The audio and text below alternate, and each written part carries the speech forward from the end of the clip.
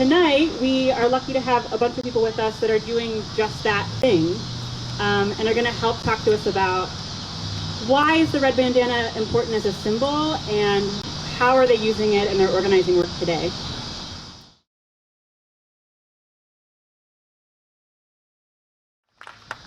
Up next we have Beth Howard. How about a round of applause for Beth?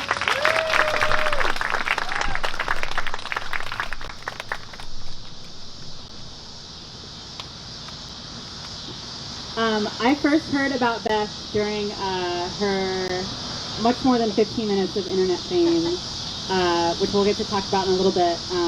But as she was looking for ways to connect the organizing and working class white folks to the movement of Black Lives.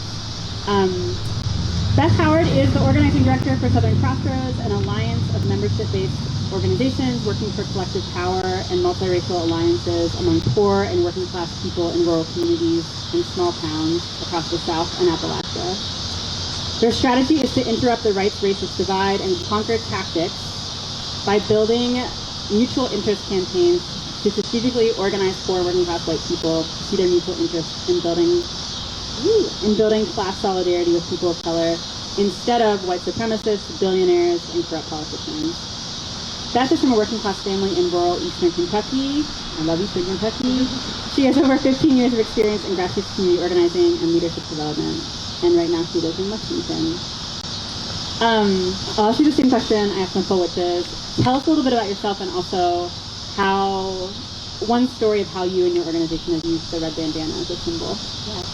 So I am thrilled to be here. Hello. Thanks for having me. But yeah, so I grew up in rural Eastern Kentucky, and we grew up on a small family tobacco farm. My dad worked as a surface miner. He was a strip miner, and later became disabled.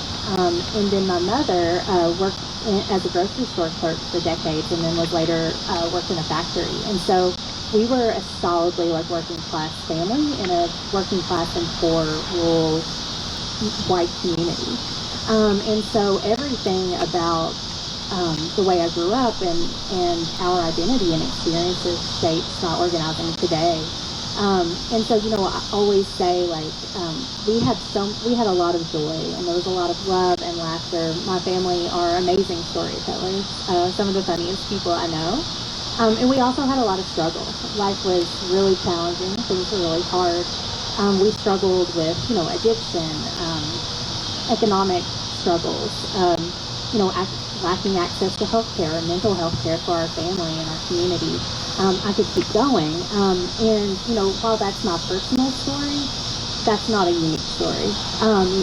That experience is shared with people across our region, across our state, I'm sure people here in the audience, and beyond, and also people who struggled much more than I did, and my family did. And so, it's all of that is connected, like Nicole was talking about, because we're part of a system where the large amount of us struggle and suffer, and many of us die, so that a few can be rich. And so, that orientation and that experience and my identity being from Appalachia has driven my work, and so many of our work, of all of us here today. And Southern Crossroads, our strategy is really rooted in that idea that we were talking about solidarity across race and class, and building this multiracial solidarity of working people. And so, to get to the red bandana symbol and that legacy. So Southern Crossroads had been around for, a few years, and kind of building low to the ground more quietly. And so in 2020, it's the beginning of the year, and we're like, okay, we're going to roll out quietly this year, and start to get more visible. And then COVID hit, and then, we saw the largest uprising of racial justice uprising against police violence that we've seen, in my lifetime, certainly. And, given that our strategy is to really work in majority white, poor and working class rural and small town communities in the South and Appalachia, we had to say something and get out there. It was time. And, I was personally watching my social media feeds, right, as all this is unfolding, as we've seen police violently murder Black people, and that has been going on forever.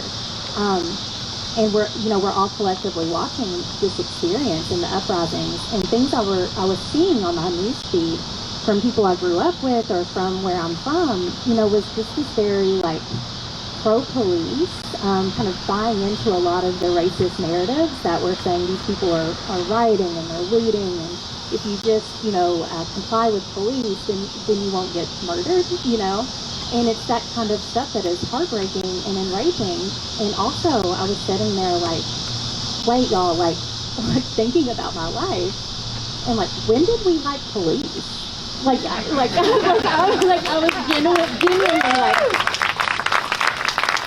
I don't remember that, right? And like looking at our history, and even, and I say this with great love and affection, like I know a lot of outlaws, like I do. And their family and neighbors and friends, right? And so I was like, we've got to get ahead of this, right? This like racist divide and conquer rhetoric and narrative that has worked for so long is working. And so, I work collectively with people. I get to be an individual here talking, but I'm always a part of a collective. And so we were like, what do we say? How do we get out there? And we just kept thinking about Blair Mountain and the mine wars, because as we've talked about, that is a multiracial struggle in a state like West Virginia, in a region like Appalachia, where people will say that is not possible and that is not real. And I'm like, it is real.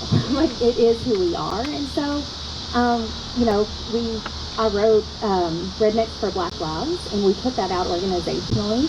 And it was a calling to our folks to join this fight for racial justice, to end police violence against Black people, and to call us back to, like, we've had to fight police.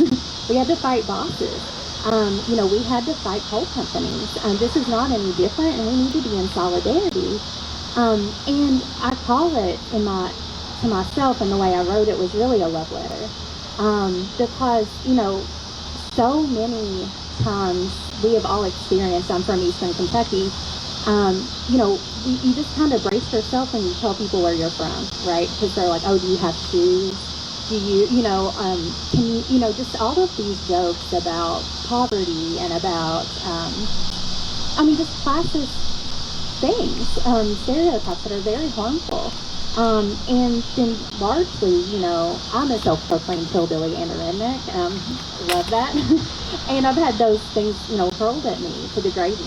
And, trailer trash, white trash. And I think sometimes it's like, well, I'm not like those white people, right? Those Appalachians, I'm sophisticated. And I'm like, I am those white people. Like, I am those poor white people. Like, I'm a hillbilly, I'm a redneck. And I wanted to say, like, I see you all, my people, and I love you. And, to call us into dignity and to love on each other, to be like, you belong in our movement. Because, we take a lot of inspiration from a brilliant Black woman organizer, Linda Burnham, who says, like, poor white people are suffering. Their suffering is real. And if we don't tend to that and talk with them, somebody else will, and they are, and that is the right. That is white supremacists. And so in our movement, in our spaces, we've got to welcome our people in, and we've got to make them a better offer than white supremacy. That better offer is true solidarity. And I think there's also this thing of, like, we've got to talk to these hillbillies and educate them about, about race, and we're going to, like, sophisticate them so they can join our movement. And I'm like, no. And I'm like, you get to come as you are. You're exactly who we need. And, like, we are reclaiming redneck. That is what a lot of that, Rednecks for Black Lives is about, is, like, looking at our history. And it's not like you have to change because you're inherently bad. But it's like, no, let's call ourselves back to who we actually are. Like, this is who we are. Multiracial solidarity is who we are. And, I think about, all the things my community wants, all the things my family wanted, all the things we still need and want. we will have every bit of that when we stand together in solidarity. Everything we want is standing in solidarity for Black lives. And so, yeah, so we wrote that piece, we put it out. It was like, I was like, I'm not sure how this is going to land. You know, like I was like, in my integrity, in the movement, like it's the right thing. I feel it's the right thing. And then you put it into the internet world, you know, and it resonated. It went viral. So many people resonated and shared it. And it was like folks like us who are like, we've been out here, like we've been organizing, like, let's lift each other up. Like we're all saying the same thing and keeping this history alive. It was also people who were like, I feel isolated and I didn't know anyone else was out there and felt this way. And people were like finding each other in their own county who didn't know each other, who were like, oh, we want to organize. This was also a time where so many small towns were organizing rallies in support of Black lives. And so we would, you know, people would send me photos of like rednecks for Black lives or hillbillies for Black lives at these rallies. And so, yeah, it just really struck a chord. And it's also presenting, you know, our organization is called Southern Crossroads. And that is to say that we're at a crossroads. Like, it's been time for us to get to work and to choose a side. Like, I'm from Eastern Kentucky. Like, which side are you on? Out of Harlan County. You know, and so it's like a lot of people have, you know, have made different choices about race, have participated in racism. No one is perfect, right? But that doesn't count us out. We get to make a different choice. And so we wanted to say, like, this is the time. The choice is now. And come with us.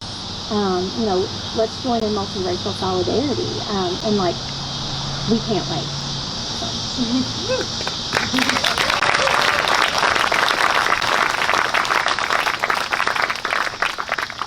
One of the things I'm curious about is how that looks for you on the ground and sort of like a daily level. So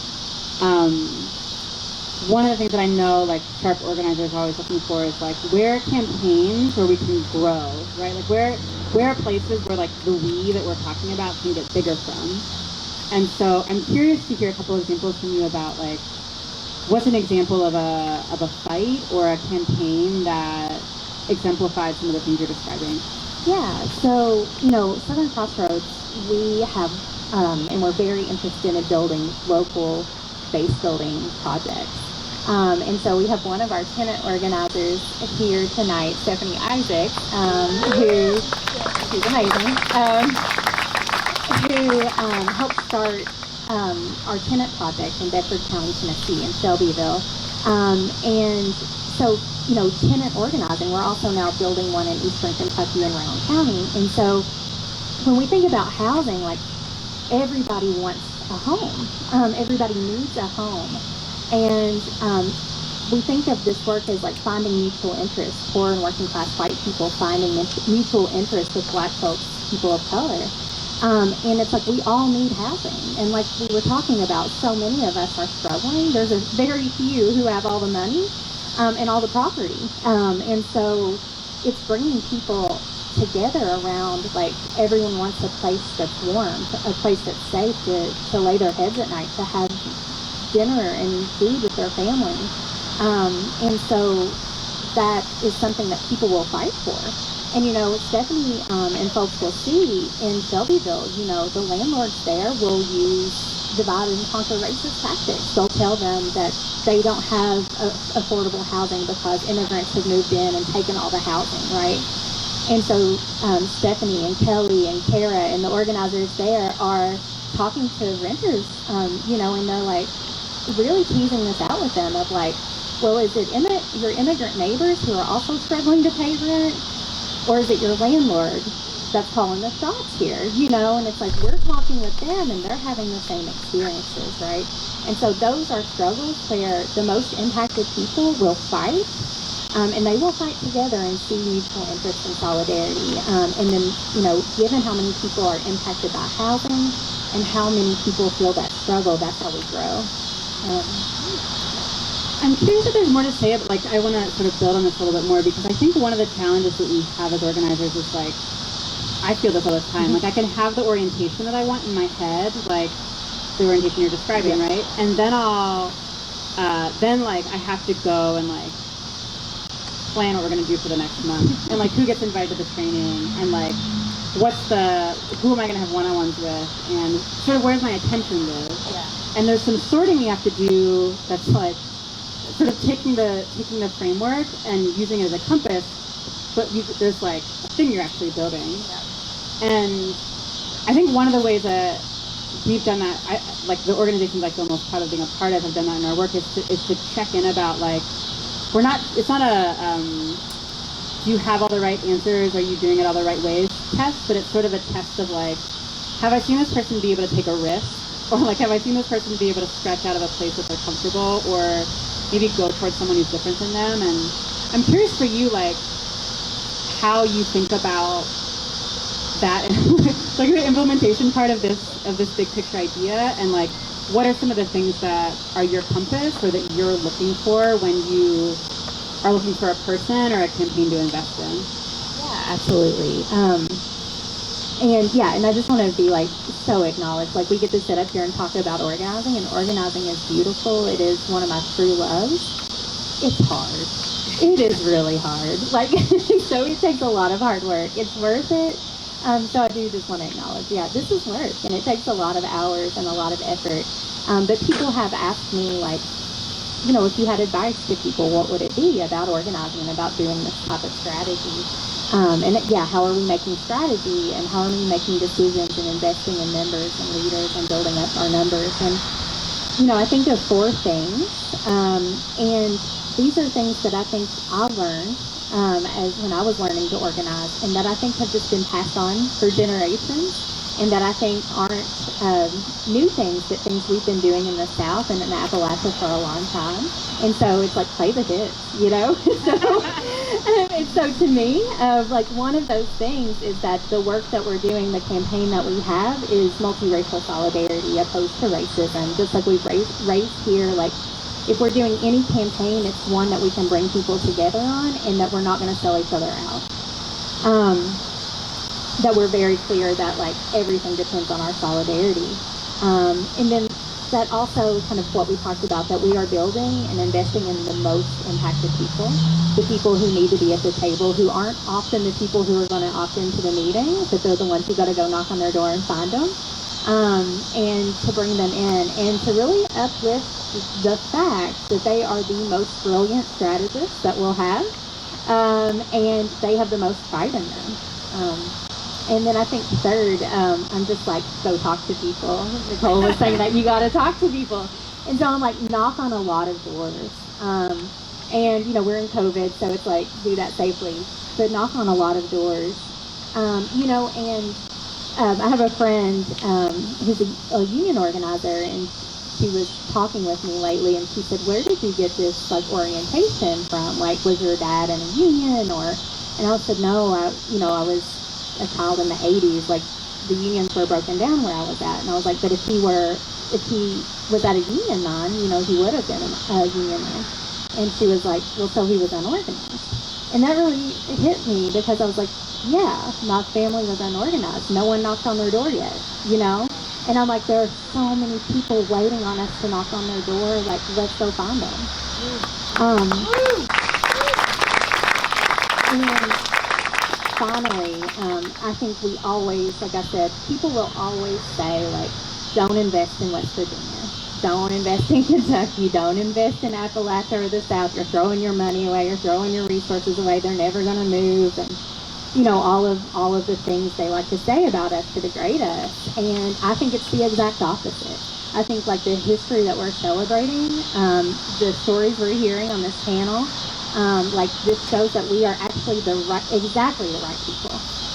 We have this in our history. We're willing to fight. We are the most impacted, and, like, we have the most gained from multiracial solidarity.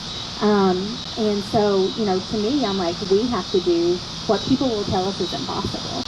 And I'm just like, a lot of people will say, like I said, like, I'm from Kentucky, so I'll use Kentucky. Kentucky's holding the rest of the nation back. There's what, they are what's wrong. And to me, I'm like, no. Like, take a seat. We're going to show you how to do it. And, so I'm just like, I'm not even here for it. I'm like, we're going to show you, and then you'll know. And so I'm like, let's show them. round of applause for Beth.